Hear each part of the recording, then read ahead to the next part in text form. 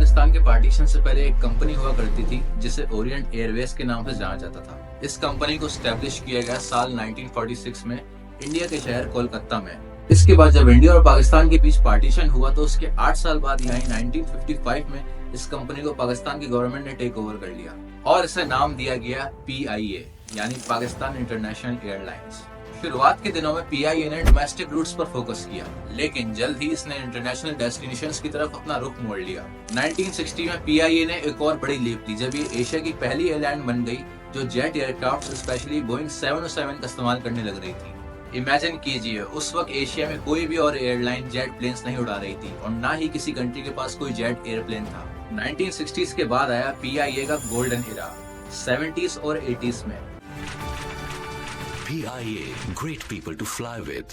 PIA ने ना सिर्फ अपने नेटवर्क को एक्सपेंड किया बल्कि अपनी सर्विस, क्वालिटी और इनोवेशन में भी अपना नाम कमाया। PIA ने अपने नेटवर्क को रैपिडली एक्सपेंड किया। उन्होंने न्यू इंटरनेशनल रूट्स इंट्रोड्यूस किए जिसमें यूरोप, मिडिल ईस्ट और फार ईस्ट शामिल थे। इस एक्सपेंशन ने PIA को ग्लोबल एविएशन मार्केट में एक स्ट्रॉन्ग कंटेंडर बना दिया। इसी दौर में PIA ने कई फास्टेस्ट फ्लाइट रिकॉर्ड्स भी बनाए।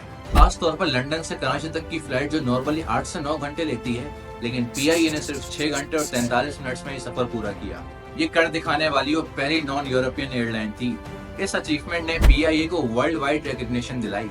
1970s और 80s में PIA ने अपनी सर्विस, क्वालिटी और इनोवेशन पर भी ध्यान दिया। PIA एशिया की वो पहली एयरलाइन थी जो इन फ्लाइट एंटरटेनमेंट दे रही थी। उनका motto great people to fly with ना सिर्फ एक स्लोगन था बल्कि उनकी सर्विस क्वालिटी का एक लाइफ एग्जांपल था। इसके अलावा एक और भी फैक्ट है जिसे जानकर आप भी हैरान हो जाएंगे।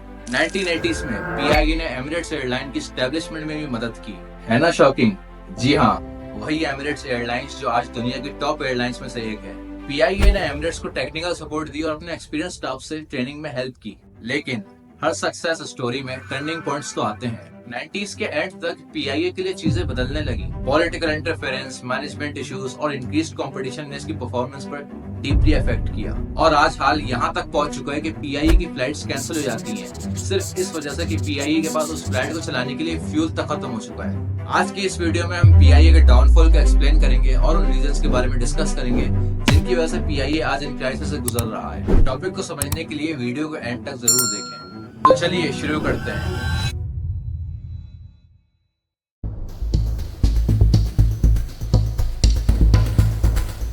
1980s के शुरू में जब दुनिया भर के एविएशन मार्केट्स एक्सपेंशन और रिवॉल्यूशन का दौर देख रहे थे, एक अनोखी और कुछ हद तक अनएक्सपेक्टेड पार्टनरशिप ने जन्म लिया। ये पार्टनरशिप थी पाकिस्तान इंटरनेशनल एयरलाइंस PIA और नई बनने जा रही एमिरेट्स एयरलाइन के बीच। यूनाइटेड अरब एमिरेट्स, जिसे हम शॉर्ट में UAE कहते हैं, अपनी नेशनल एयरलाइन स्टैब्लिश करने के प्रोसेस में था। दुबई ने देखा कि उनमें अपना एक एविएशन हब बनाने का पोटेंशियल है जो मिडिल ईस्ट और बाकी दुनिया के बीच एक ब्रिज का काम कर सकता है। इस विजन को रियलिटी में बदलने के लिए दुबई की रॉयल फैमिली ने शेख अहमद बिन सईद अल मखदूम की लीडरशिप में एक टीम तैयार की, मगर उनके पास एविएशन इंडस्ट्री में जीरो एक्सपीरियंस था। यहाँ पर उन्होंने राब्ता किया PIA से, जो उस वक्त तक कई अचीवमेंट्स के साथ एक एस्टेब्लिश्ड एयरलाइन थी। PIA ने एमिरेट्स को बनाने में एक क्रूशियल रोल प्ले किया। PIA ने एमिरेट्स को लीज पर अपने 2 बोइंग 707 एयरक्राफ्ट दिए। ये एयरक्राफ्ट एमिरेट्स के लिए अपने फ्लाइट ऑपरेशन को स्टार्ट करने के लिए एक फाउंडेशन का काम करने लगे। लेकिन ये सिर्फ शुरुआत थी। PIA ने अपने एक्सपीरियंस पायलट्स, इंजीनियर्स और एडमिनिस्ट्रेटिव स्टाफ्स को भी एमिरेट्स को ट्रेन और गाइड करने के लिए भेजा। इन प्रोफेशनल्स ने एमिरेट्स के इनिशियल क्रू और स्टाफ को एविएशन ऑपरेशंस, सेफ्टी स्टैंडर्ड्स और कस्टमर सर्विस टेक्निक्स में ट्रेन किया। इसके अलावा PIA की मैनेजमेंट ने एमिरेट्स को ऑपरेशन प्लानिंग, रूट डेवलपमेंट और ओवरऑल स्ट्रेटेजी में मदद की। PIA की इस इनिशियल सपोर्ट और गाइडेंस ने एमिरेट्स को एक सॉलिड स्टार्ट दिया, जो कि आज वर्ल्ड्स फास्टेस्ट ग्रोइंग और प्रेस्टीजियस एयरलाइंस में से एक बन चुकी है। आयरॉनिकली, जहां एमिरेट्स ने इंटरनेशनल मार्केट में अपनी एक स्ट्रॉन्ग जगह बनाई, वहीं PIA कई रीजंस की वजह से स्ट्रगल करती रही। अब बात करते हैं कि जब PIA एक वक्त में दुनिया की नंबर 1 एयरलाइन हुआ करती थी, तो आज ऐसा क्या हुआ कि PIA आज इतने क्राइसिस का शिकार है।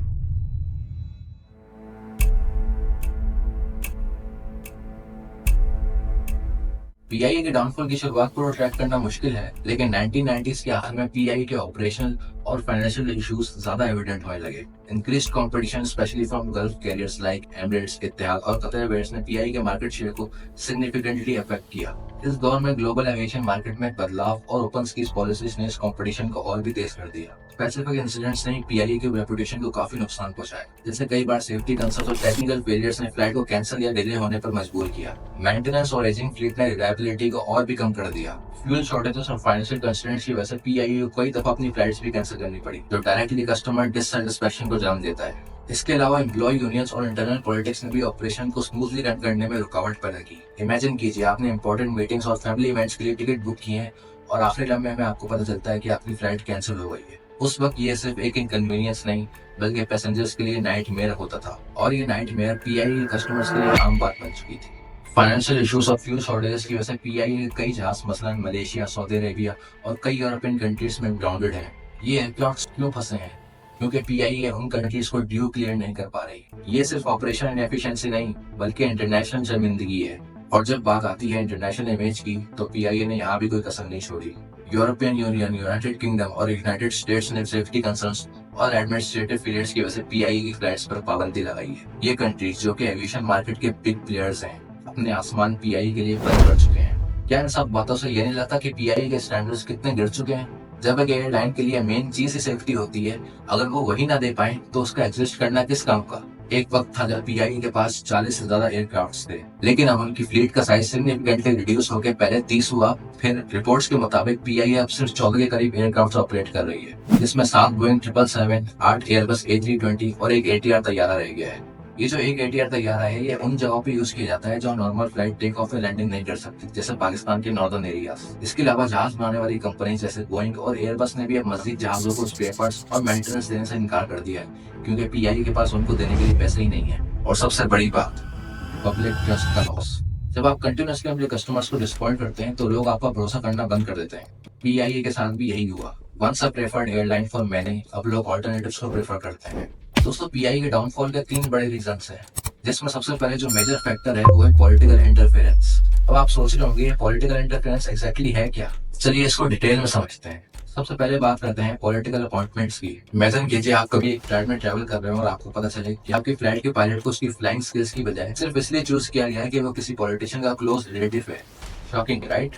लेकिन पीआईए में ऐसा हो रहा है। हाई लेवल पोजीशंस पर जैसे कि सीईओ और मैनेजर्स, उनको उनकी क्वालिफिकेशन या एक्सपीरियंस की बजाय पॉलिटिकल कनेक्शंस के बेस पर सिलेक्ट किया जा रहा है। इससे क्या होता है? सिंपल सी बात है, इनएफिशिएंसी। जब डिसीजन मेकर्स के पास रेलेवेंट फील्ड की प्रॉपर नॉलेज ही नहीं होती तो वो कैसे इफेक्टिव डिसीजंस लेंगे? और फिर जब इन डिसीजन से नुकसान होता है तो फिर अकाउंटेबिलिटी भी नहीं होती। क्यों? क्योंकि पॉलिटिकल पावर के आगे किसी की नहीं चलती। अब आइए बात करते हैं ऑपरेशनल डिसीजंस की। रूट्स और शेड्यूल्स को पॉलिटिकल बेनिफिट्स के लिए मैनिपुलेट किया गया। फॉर एग्जांपल, सर्टेन रूट्स जो फाइनेंशियली प्रॉफिटेबल नहीं थे, उन्हें सिर्फ इसलिए कंटिन्यू किया गया क्योंकि किसी पॉलिटिशियन की कॉन्स्टिट्यूएंसी वहां थी। ये सब फाइनेंशियल लॉसेस का एक बड़ा सबब बना। और lastly, employ unions. Political reasons की वजह से स्ट्राइक्स और प्रोटेस्ट्स कॉमन हो गए, जो ऑपरेशंस को डिस्टर्ब करते हैं और पैसेंजर्स को इनकन्वीनियंस देते हैं। तो इन सब पॉइंट्स को सम अप करते हुए ये कहना गलत नहीं होगा कि पॉलिटिकल इंटरफेरेंस ने पीआईए की एफिशिएंसी और प्रॉफिटेबिलिटी को डीपली अफेक्ट किया है, और इसकी वजह से एक टाइम की सक्सेसफुल एयरलाइन आज स्ट्रगल कर रही है। अब हम बात करेंगे पीआईए के दूसरे बड़े इशू की, जो है फाइनेंशियल इश्यूज। फाइनेंशियल प्रॉब्लम्स हर बिजनेस के लिए चैलेंजिंग होती है, लेकिन जब ये एक नेशनल एयरलाइन के लिए होती है तो इसका असर सिर्फ कंपनी पर ही नहीं बल्कि पूरे मुल्क पर होता है। दोस्तों, पीआईए पे कर्ज का बोझ सालों से बढ़ता जा रहा है। एक वक्त था जब पीआईए प्रॉफिट में थी, लेकिन बढ़ती हुई ऑपरेशनल कॉस्ट, फ्यूल में इजाफा और टिकट प्राइसेस कंपटीटिव रखते हुए रेवेन्यू को जनरेट करना मुश्किल हो गया। मिसमैनेजमेंट और करप्शन ने भी फंड्स का प्रॉपर यूज नहीं होने दिया। कुछ रिपोर्ट्स के मुताबिक रिसेंट ईयर्स में पीआईए पे टोटल डेट अब $2.9 बिलियन यानी पाकिस्तानी 825 अरब रुपए से तजावुज कर चुका है। ये एक ऐसे लेवल पर पहुंच गया है जिसे अदा करने के लिए 100 साल लग जाएंगे पीआईए को। इसके अलावा हाई इंटरेस्ट रेट्स के साथ ये कर्जा न सिर्फ बढ़ता जा रहा है बल्कि इससे एयरलाइन का प्रॉफिट मार्जिन भी कम होता जा रहा है। अब इस कर्जे ने पीआईए पर क्या असर डाला है, चलिए देखते हैं। सबसे पहले कॉस्ट कटिंग के लिए पीआईए ने अपनी सर्विसेज में कमी कर दी। मेंटेनेंस बजट्स को कम किया गया, जो एयरक्राफ्ट की सेफ्टी और रिलायबिलिटी को मुतासिर करने लगा। इससे फ्लाइट्स की डिलेस और कैंसिलेशंस में ट्रेंड्स बढ़ता चला गया, जिससे लोगों का पीआईए पर से ट्रस्ट खत्म हो गया। इसके अलावा फाइनेंशियल इश्यूज से एम्प्लॉयज की सैलरी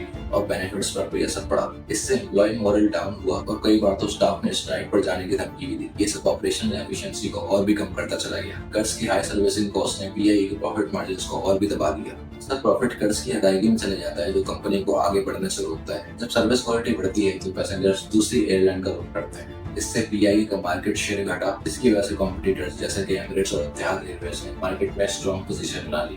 यही वजह है कि पीआईए का मार्केट शेयर पिछले कुछ सालों से बहुत बुरा परफॉर्म कर रहा है। पीआईए का तीसरा और शायद सबसे नुकसान पहुंचाने वाला फैक्टर है उसकी सर्विस क्वालिटी और इसकी रेप्यूटेशन में कमी। एक वक्त जब पीआईए को उसकी आला दर्जे की कस्टमर सर्विस और हॉस्पिटैलिटी के लिए जाना जाता था, मगर वक्त के साथ ये चीजें तेजी से डिग्रेड हुई। सर्विस स्टैंडर्ड्स में गिरावट का आगाज तब हुआ जब एयरलाइन ने कॉस्ट कटिंग मेजर्स के तहत अपनी सर्विसेज में कमी कर दी, जैसे कि इन फ्लाइट एंटरटेनमेंट के ऑप्शंस को कम करना, खाने पीने की क्वालिटी में कमी, कैबिन क्लीनलीनेस को इग्नोर करना। इमेजिन कीजिए आप एक लॉन्ग हॉल फ्लाइट पर हैं और आपको पुअर फूड क्वालिटी और डर्टी सीट्स का सामना करना पड़ रहा है। ये एक्सपीरियंसेस पैसेंजर्स को डीपली डिसअपॉइंट करते हैं और उनकी लॉयल्टी को अफेक्ट करते हैं। इसके अलावा पीआईए स्टाफ की कस्टमर हैंडलिंग स्किल्स भी कई रिपोर्ट्स और कंप्लेंट्स के मुताबिक सिग्निफिकेंटली डिग्रेड हुई। खैर, इसमें उनकी भी गलती नहीं है। जब आप अपने एम्प्लॉयज को सही से बेनिफिट्स और उनको ड्यूज नहीं देंगे तो वो अपना काम सही से नहीं कर पाएंगे, क्योंकि कोई भी आपके पास काम तब करता है जब आप उसे पैसे दें। जब आप उनकी सैलरी टाइम पर नहीं देंगे तो आपके बिजनेस का भला कैसे सोचेंगे। इन सब बातों का असर ये होता है कि वो अपनी फ्रस्ट्रेशन कस्टमर्स पर निकालते हैं। सोशल मीडिया और ट्रैवल फोरम्स पर पीआईए पैसेंजर्स ने अपने नेगेटिव एक्सपीरियंस शेयर किए। मिसाल के तौर पर एक मुसाफिर ने रिपोर्ट किया कि उसकी फ्लाइट में एयर कंडीशनिंग सही से काम नहीं कर रहा था और क्रू मेंबर्स ने इस मसले को सीरियसली नहीं लिया। एक और इंस्टेंस में एक फैमिली ने बताया कि उनकी फ्लाइट में डिले हुआ बिना किसी क्लियर कम्युनिकेशन के और स्टाफ ने उनकी कंसर्न्स को प्रॉपर्ली एड्रेस नहीं किया। ऐसे इंस्टेंसेस जब एक्यूमुलेट होते हैं तो वो पीआईए की ओवरऑल इमेज को डैमेज करते हैं। जब सर्विस क्वालिटी कंटिन्यूअसली डिक्लाइन होती है तो इसका सीधा असर एयरलाइन के रेपुटेशन और मार्केट शेयर पर पड़ता है। पैसेंजर्स दूसरी एयरलाइन को प्रेफर करना शुरू करते हैं जो बेटर सर्विसेज और रिलायबिलिटी ऑफर करती है। पीआईए का मार्केट शेयर जो एक वक्त में डोमिनेंट था, सिग्निफिकेंटली गिरा है, specially in the international market. Competitors जैसे कि एमिरेट्स, कतर एयरवेज और टर्किश एयरलाइंस ने अपनी सुपीरियर सर्विसेज और कस्टमर सेटिस्फैक्शन के थ्रू मार्केट में स्ट्रॉन्ग फुटहोल्ड बनाया है। ये तीनों factors, political interference, financial mismanagement और सर्विस क्वालिटी की गिरावट मिलकर एक लीथल कॉम्बिनेशन बन गया जो पीआईए के डाउनफॉल का कॉज बना। आज पीआईए एक ऐसे मोड़ पर खड़ा है जहां से उसका फ्यूचर